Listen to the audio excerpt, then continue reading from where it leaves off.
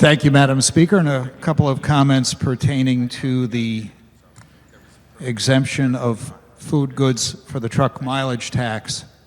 Please proceed. I think it's another good step in the right direction, because we're talking about the fact that people have to buy food. And everything comes by truck when you go to Stop and Shop, Big Y, Finest, even your local convenience store where you might buy a sandwich, canned goods, CVS. Everything comes by truck.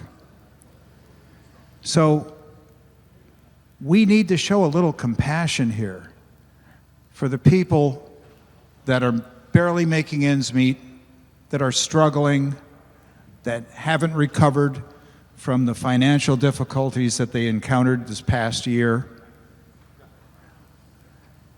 And what bothers me most is, and I think back about 30 years ago when the income tax was proposed, something like this starts very small and like a weed grows into something unmanageable. Kind of like mile-a-minute weed and mile-a-minute vine. It has that propensity to get bigger and bigger. We need to stand with the average working man and woman and family in this state of Connecticut, and we need to exempt food that they need to live, that they cannot do without, that they cannot postpone purchasing.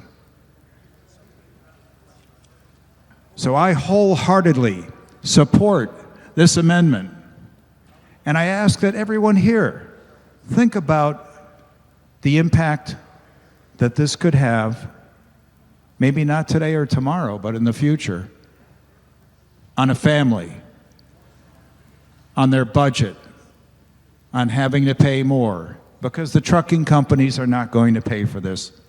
Stop and Shop, Finest, Big Y, they're not going to pay for this.